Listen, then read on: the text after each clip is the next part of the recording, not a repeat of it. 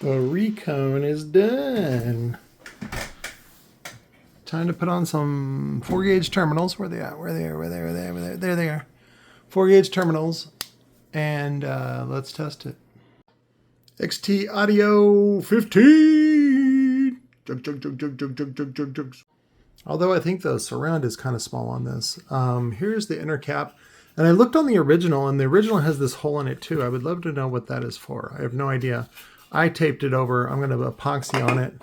And then we're going to go ahead and attach that. And then I'm going to put some weight on it. And then I'm actually going to fill up a lot of this area, maybe with some yarn first to kind of fill in the gap because there's a little bit of a space.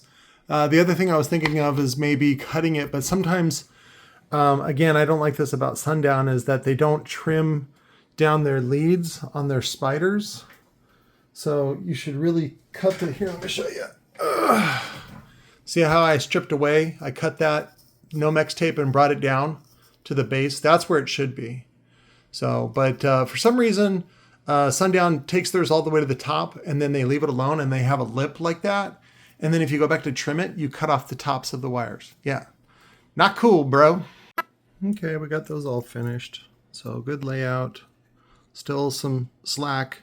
Not only for excursion, but also just if it needs to be serviced. So, and one thing I do like about the 12-spoke frame is that you're able to service the terminal versus the 4-spoke or some of the 4-spoke TI frames. You can't do that. Well, no, even the 6-spoke.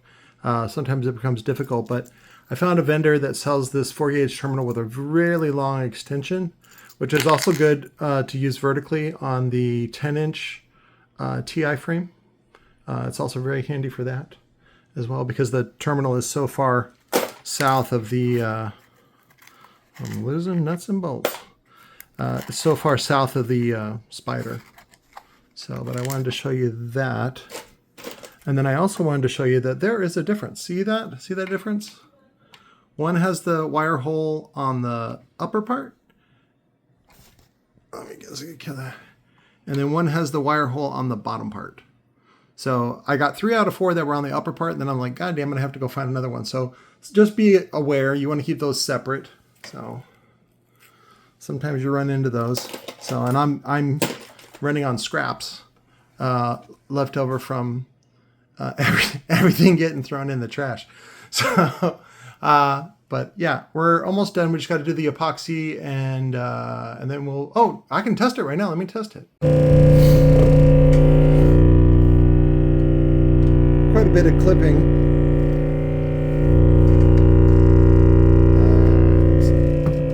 And then we'll see a nice arc. Nope, not a nice arc. So a little stinky. So typically what I do is I test the other side and then I come around to this side, and you only need one coil to run it. You don't need to run them in parallel or series. Sometimes just for continuity's sake, you want to tie them in series because otherwise if one coil or some connection doesn't work, the whole thing won't work. So that's another thing. But we were drawing about 30 amps on that one. I think this is dual 1. So let me check it with the meter real quick. No, this is D4. So there you go. That might have been why we heard so much clipping. So I don't know if you heard that, but a lot of that was clipping at the amplifier. So does that make sense? It's too high and you keep turning it up too loud and you get that square wave. But the Austrian held up pretty well. We've got that yarn on there that's basically just filler. So I don't have to use so much epoxy, but like your mom, it's going to take a full load. All finished. So if you tuned into the live stream last night, which we have every Sunday at 6 p.m., you would have seen this as a preview. So we did the 4-gauge terminals. Everything's good. I found out he's putting this in a bandpass, which I'm not a fan of, but he's going to do with it what he's going to do. But he's using it for SPL. So, and I was able to find him just a used gasket, go on there. What he had there before, I think, was just tape on the back, which was all sticky, and I got that all out for him. So that's it. That's a recone kit. Thanks, guys. Love you. Look for the videos for the GONZO Jr. buy-in, the pre-sale buy-in. I love you, and I'll talk to you later.